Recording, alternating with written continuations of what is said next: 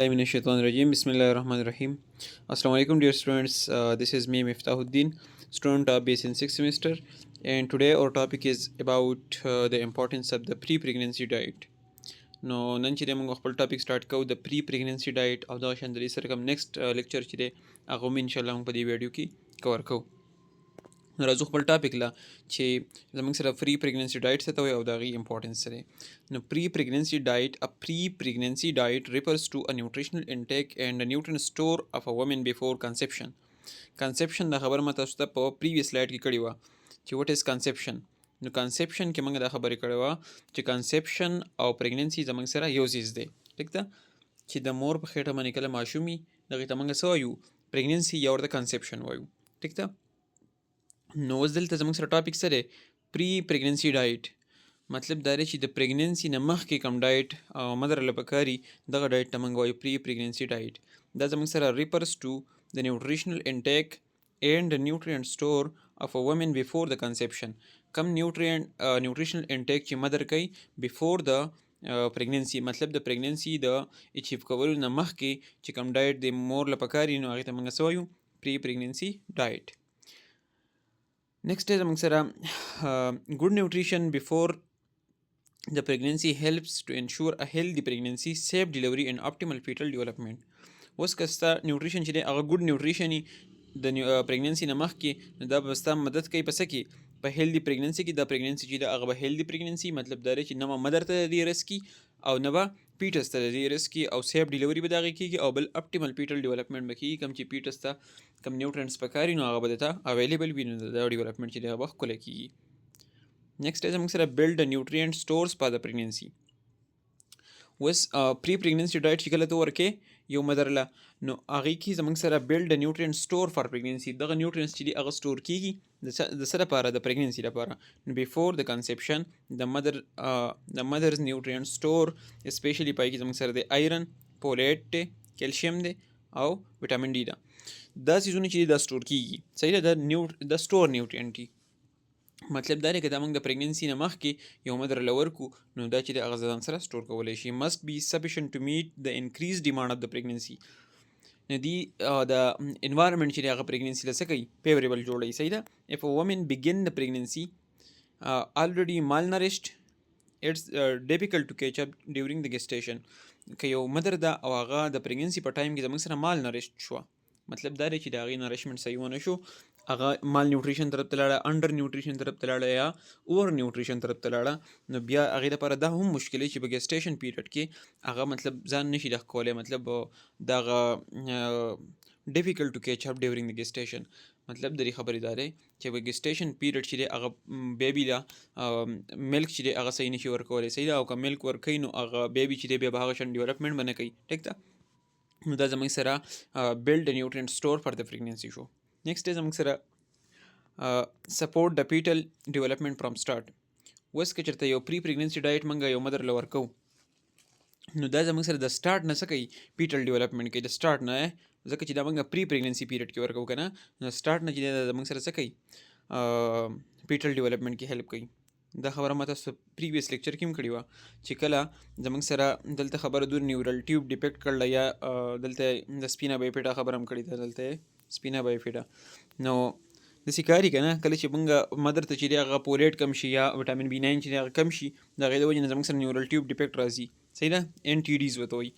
ښه نیورل ټیوب برین اینډ سپاینل کارډ. نیورل ټیوب نه زموږ سره جوړیږي برین او سپاینل کارډ. صحیح ده. فارمز ودن د first 3 to 4 weeks of pregnancy. د پریګننسي په دریم نه والا څلورم هفتې په دې منځ کې زموږ سره نیورل ټیوب جوړیږي. نو often before a woman knows she is pregnant. که یو مدر ته دا مطلب پته ولګي که نه چې لکه زه پریګننټ یم یا زه پریګننټ کېدل غواړم که نه نو هغې له په دغه ټایم کې څه پکاري، په دغه ټایم کې به هغې له فولیټ پکاري، فولیک ایسډ به پکاري دغه شان یا وټامین B9 ورله پکاري. او ایډوکیټ فولیټ انټیک.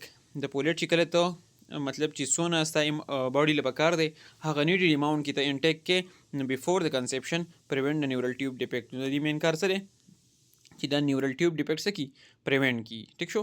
نو دغه پریوینشن کار د چا دی داسې پکې MCQs دی چې بیفور د کنسپشن که ستا سره فولیټ کم شي نیورل ټیوب ډیفیکټ په راځي صحیح ده. او پای کې بیا زموږ سره سپینا بایپیډا دا دی چې مطلب سپاینل کارډ چې خپل نارمل ډیولپمنټ هغې ونه شي او اب نارمل وشي، پای کې زموږ سره دغه راځي شاته پر املا باندې اکثر دانه راوخیږي یا نور کمپلیکیشن چې دی درې راتلی شي. بل دی زموږ سره نمبر 3 ریډیوس د پریګننسي کمپلیکیشن. اوس پریګننسي کمپلیکیشن مدر ته څه دي یا پیټس ته څه دي، نو هغه کمپلیکیشن چې دي که نه هغه هم دا څه کوي ریډیوس کوي که چېرته مدر له موږ ایډیکویټ یا انف ډایټ وله موږ ورکړو. صحیح ده. نو ریډیوس د ریسک اف انیمیا، په مدر کې چې دی انیمیا هغه ریسک چې څه کوي ریډیوس کوي کموي. پری اکلیمسیا دې ته وایي کله چې په مدر کې د پریګننسي په دوران کې کم هایپرټینشن راځي، کم بی پی چې د هغې های کېږي، نو دغه ته موږ پری اکلیمسیا وایو. صحیح ده. دغه اپیسوډز پې راځي د بی پی های کېدلو، هغې ته موږ وایو پری اکلیمسیا. ها بل ګسټیشنل ډیابټیز، کم چې زموږ سره د ګسټیشن په وخت کې کم ډیابټیز راځي یا د پریګننسي په وخت کې، دا هم د دې کمپلیکیشن دی. اینډ پری ټرم برث او ماشوم چې هغه ټایم نه مخکې کېږي، نو دا هم زموږ سره د دې څه دی کمپلیکیشن دي. نو نمبر 2 پکې څه دی هیلپس اچیو healthy pre-pregnancy weight lowering the complication for both the mother and baby. د مدر او د بیبي دپاره زموږ سره فری پریګننسي کم چې نارمل ویټ پکار دی، مطلب ویټ سیوا کېدل ټایم سره په فرست ټرایمسټر کې، په سیکنډ کې، په تھرډ کې څومره ویټ پي، نو هغه چې دی هغه په دې کې نارملي. ټیک ده. نیکسټ دی زموږ سره امپروو د فرټیلیټي اینډ کنسیپشن. Improve the fertility and conception. The balanced intake of the macronutrient and micronutrient improve the hormonal balance and ovulation. اوس که چېرته میکرونیوټرینټ او مایکرونیوټرینټ ته په بیلنس انټیک کې ته اخلي، نو ستا هارمونل بیلنس چې دی هغه به بالکل برابري نارمل به وي. ټیک ده. او اویولیشن چې دی هغه هم په ټایم باندې کېږي. او هیلدي باډي ویټ، کوم چې بی ام آی دی زموږ سره د تاسو ته ما په اولني لیکچر کې ویلي چې نارمل بی ام آی زموږ سره د 18.5 نه واخله د 24.9 پورې یا د 25 پورې زموږ سره نارمل ده. صحیح ده. نو دا به زموږ سره هیلدي بی ام آی به د ماشوم ومي او د مدر به ومي.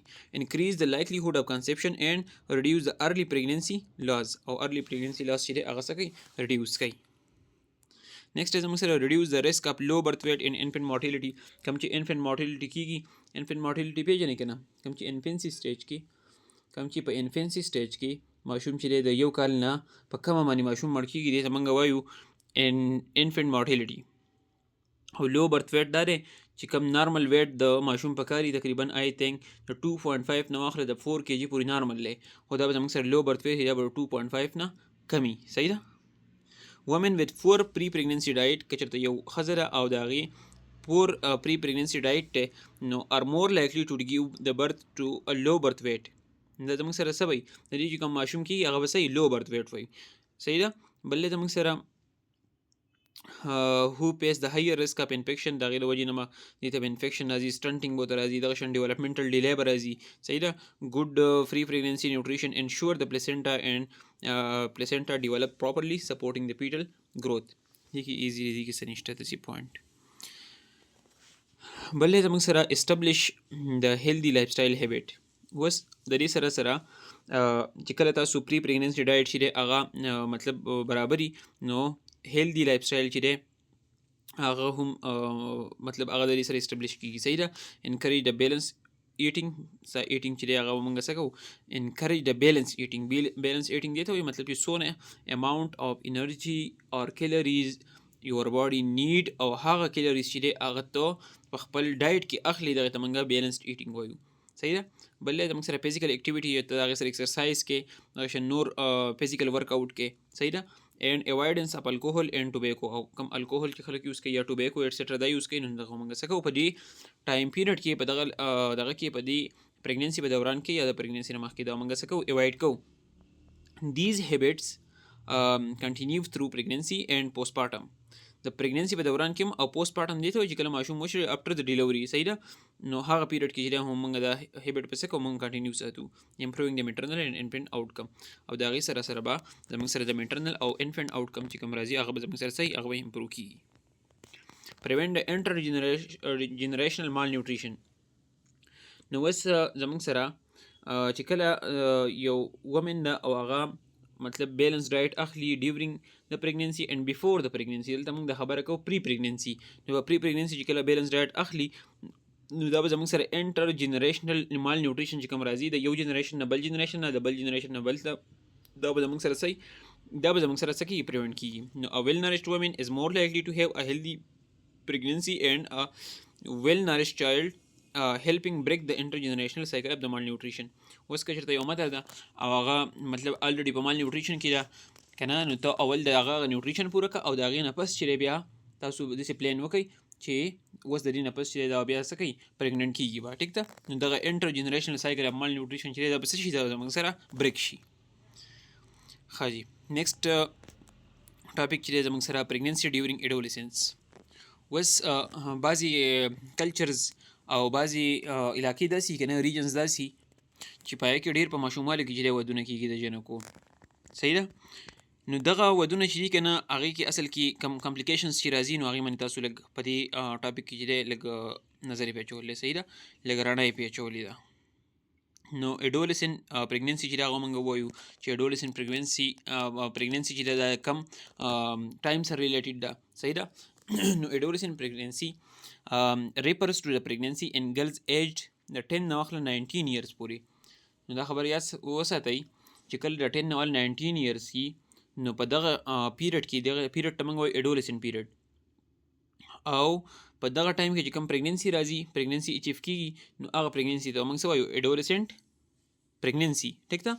Now, it is a high risk condition. دا زموږ سره یو high risk condition دی because the adolescent mother is still growing herself. په دې کې مین پوینټ څه دی؟ هغه ومن چې ده یا هغه مدر چې ده هغه په خپله ځان څه کوي، هغه په دغه ټایم د دې د خپل گروت دی او هلته دا پریګننټ شوه. چې کله دا پریګننټ شوه نو دغه هغې دپاره خو جدا بل نور نیوټریشن پکار دی، نور ډایټ پکار دی، ایکسټرا کیلریز به دې له پکاري. نو د دې الریډي هغه خپل د بدن دومره ضرورت دی چې هغه د خپل ډایټ نه نشي اخیستی او دلته پسې پریګننسي پسې وشوه نو دغه زموږ سره ډېر یو های ریسک کنډیشن دی. صحیح ده. کمپیټینګ نیوټریشنلی ود ا پیټس فار نیوټرینټ. او دا مدر او د پیټس په منځ کې مطلب داسې یو جنګ غوندې کې جوړ شي. مدر وایي چې زما په خپل نیوټرینټس پکار دي، پیټس وایي زما پکار دي. نو بیا هغه قصه چې ده هغه بیا څه لځي، هغه بیا مسکریج لځي، ایبرشن لځي. صحیح ده. نور کمپلیکیشن ډېر شي کمپلیکیشن چې دی د دې نه ایرایز کېدی شي. بل زموږ سره نیوټریشنل چیلنجز. اوس نیوټریشنل چیلنجز به کم راځي. پای کې نمبر A nutrient competition. The adolescent mother body is still developing bones, muscle and reproductive organ need nutrient. The fetus and the mother compete for the limited nutrients, increasing the risk of the maternal malnutrition and low birth weight. نو دا خبره ما تاسو ته په پریویس سلایډ کې وکړه چې د مدر او د پیټس په منځ کې دا یو جنګ غوندې کې جوړ شي او دغه جنګ چې دی هغه داسې وي چې هغه مدر وایي چې ما نیوټرینټس واخیستی او پیټس وایي چې ما نیوټرینټس واخیستی. نو هغه زموږ سره هغه خبره چې دا بیلنس نه روانه. ټیک ده. نیکسټ زموږ سره های نیوټرینټ نیډ.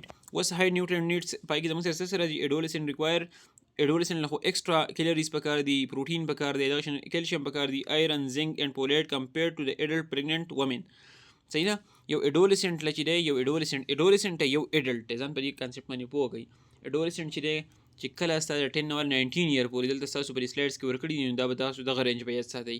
او ایډلټ چې دی که نه ایډلټ کې بیا زموږ سره فردر 3 ټایپس دي خو ایډلټ تاسو یاد ساتئ 19 یا د 18 year نه په پورته چې څومره د ایج دی دا زموږ سره ایډلټ کې راځي. صحیح ده. ښه نو ایډلټ چې دی که نه هغې له په نسبت د یو ایډولسنټ چې دی هغې له انرژي کمه پکاري او ایډولسنټ له انرژي سیوا پکاري. دا خبره په ذهن کې کېږي. بلکې کیلشیم اینڈ آیرن ډیفیشنسي. نو کیلشیم اینڈ آیرن ډیفیشنسي آر پارټیکولرلی کامن بیکاز of increase the bone growth and the blood volume expansion. نو کیلشیم او آیرن ډیفیشنسي په کوم راځي او دا د څه سره ریلیټډ دي؟ پارټیکولرلی کامن بیکاز of increase the bone growth. نو بون گروث چې دی هلته په هغه پیریډ کې صحیح سیوایي بلډ والیوم ایکسپینشن کېږي. نو په هغه کیس کې به موږ له کیلشیم او آیرن پکار یو. کیلشیم آیرن چې کله نه وي نو بیا د ډیفیشنسیز راځي. ښه جي نیکسټ دی زموږ سره هیلث اینډ پریګننسي آوټکم. اوس په دې کې به د هیلث او د پریګننسي به څه آوټکم وي مطلب دا به څنګه وي؟ نو میټرنل ریسک به دا وي چې میټرنلی به انیمیا راځي، پریکلیمسیا به راځي، ابسټرکټډ لیبر به راځي، پوسټپارټم کمپلیکیشن به راځي are more frequent. نو دا خو ایزي دي. انیمیا څه ته وایي؟ کله چې زموږ سره RBC کم شي نو هغې ته موږ څه وایو؟ انیمیا وایو.